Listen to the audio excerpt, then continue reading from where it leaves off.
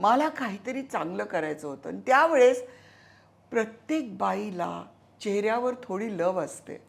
म्हणजे कपाळावर, साईड्सवर, हनवटीवर, अपर लिप्सवर थोडं तरी लव असते आणि ती लव सगळ्यांना त्रास देते.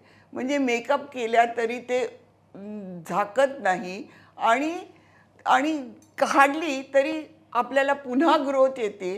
ती पुढची ग्रोथ असते ती जास्त थिक असते, कोर्स असते, डार्क असते. त्यामुळे काढणं हा एक पर्याय नाही आहे. तर काय करायचं? तर त्यावेळेस एक फॉरेनचं ब्लीच होतं जोलेन लावायचं. बरं. आणि ते अमेरिकेत लोक वापरायची आणि त्यांनी केस अगदी फेड व्हायचे आणि स्किन कलरचे व्हायचे, त्यांच्या स्किन कलरचे. ओके. आणि मला ते वाटलं की आपल्याला हे भारतात आणायला पाहिजे. म्हणजे बायकांचा कॉन्फिडन्स वाढेल, ते जास्त ग्लो होतील आणि ते त्यांना हे या केसांचं त्यांना चिंता करावी लागायची नाही. म्हणून मी फेम असा हा ब्लीच काढला. तो ब्लीच काढायला मला 2 वर्ष लागले, कारण की मला फाईन ट्यून करायला लागलं. आपल्या रंगाच्या ला मॅच होणारा रंग पाहिजे. म्हणजे आपण इतकं व्हाईट स्किन नाही हो की ते रंग व्हाईट व्हायला पाहिजे. आपण एवढे डार्क पण नाही होत की तो डार्क व्हायला पाहिजे. तो मधला कलर, गव्हाळी कलर इंडियन स्किनसाठी ब्लीच व्हायला पाहिजे, जो आपल्या स्किनमध्ये मर्ज होईल. तसं ब्लीच काढायला आम्हाला 2 वर्ष लागले. पण एकदा काढल्यावर इतकं लवकर लवकर विकलं गेलं. आम्ही डेमॉन्स्ट्रेशन्स करायचो.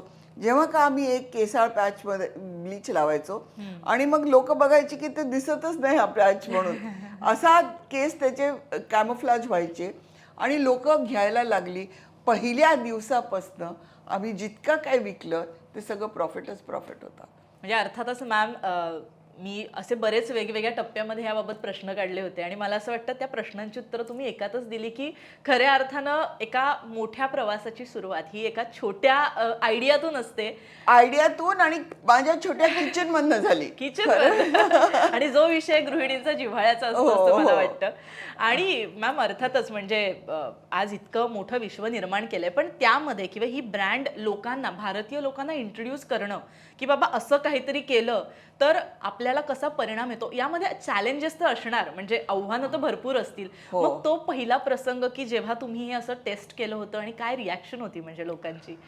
अरे ते म्हटलं ह्यानी काहीतरी होत असेल, कारण की जरा चुरचुरतं. हा ब्लीच म्हणजे जरा चुरचुरतं. का चुरचुरतं की त्याच्यातला जो अमोनिया असतो तो बबल एफरवेसेंट असतो. तर तो जसा अमोनिया ऑक्सिजन सोडतो आणि अमोनिया गॅस सोडतो त्यांनी चुरचुरायला लागतं.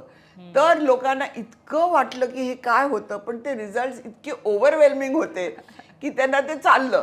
चुरचुरलं तर चुरचुरलं, आपण चांगले दिसतो, इकडे आपले केस दिसत नाही, आपण ग्लो होतोय. आपण जरा काय होतं माहितीये, त्यांनी ब्लीच असा प्रकारे की आपल्या केसाचा काळेपणा तो हटवतो. मेलॅनाइन जे म्हणतो आपण केसाच्या शाफ्टमध्ये, हेअर शाफ्टमध्ये, तो नाहीसा होतो.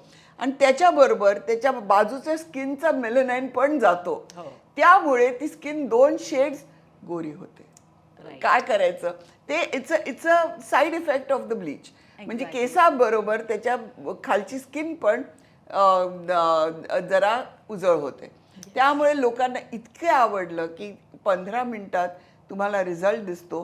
लावायचं, 15 मिनिटं ठेवायचं, धुवून टाकायचं आणि त्याच्यात तुम्हाला इतका छान रिझल्ट. तर पार्टीच्या पहिल्यांदी किंवा कुठे जायच्या अगोदर ते नेहमी ब्लीच करायचे. एवढं झालं की आम्ही 3 ब्लीचेस काढले, 3 प्रकारचे काढले. म्हणजे छोटं जे कोणी वापरू शकेल, कॉलेज स्टुडंट्स कोणी, आणि मग मधला पॅक जो लोकांना, आणि मोठा पॅक जो पार्लर्स वगैरे यूज करतात ते. एक्झॅक्टली. तर ते मला माझ्या मोलकरणीच्या कपाटात पण तो छोटा पॅक काय म्हणता? सगळेजण यूज कर. मला इतका आनंद झाला. किती सुंदर. हा, मला इतका आनंद झाला की तिला माहित नव्हतं मी काय करते बाहेर जाऊन. पण मला आनंद झाला की ह्या लोक पण स्वतःकडे लक्ष देतात आणि ब्लीच करतात त्यांना सुट्टीवर जायच्या अगोदर. येस येस येस, खरंय खरंय. म्हणजे आणि खरं एक व्याख्या म्हणतो ना सौंदर्याची, ही कधी ना कधीतरी नाही म्हटलं तरी पूर्वी पण गोरेपणाशी जोडली गेली होती. अरे पूर्वीपासून लोक हळद लावायचे, एक्झॅक्टली, मलाई लावायचे, काहीही किसलं तरी ते तोंडाला लावायचे आणि चांगलंच करायचे, तेल पण लावायचे, सगळं करायचे आपले पूर्वज. पण त्यावेळेस ना एवढं सगळं नव्हतं की पोल्युशन नव्हतं की हे नव्हतं, त्यामुळे त्यांची स्किन चांगली छान राहायची. आता काय झालंय ना, आपली स्किन चांगली ठेवायला आपल्याला हे सगळं करावं खरंय. म्हणजे मॅम अर्थातच असं म्हटलं जातं की पी हळद आणि हो गोरी ही म्हण आहे मराठीमध्ये, पण ही ब्लीचच्या बाबतीत खरंच शक्य आहे की क्विक रिझल्ट आपल्याला मिळतो. ते सगळ्यांना तो आवडला, क्विक Exactly, रिझल्ट quick आवडला. result आता किती क्रीम्स लावा, नाही तर हळद लिंबू लावा, नाही तर काही करा, इतका फरक जाणवतच नाही. इमिजिएट इम्पॅक्ट काहीच इमिडिएट नसतो. नाही जाणवत. आणि जे लोकांना इमिजिएट इम्पॅक्ट आवडतो. पाहिजे. बस खरंय, 15 मिनिट.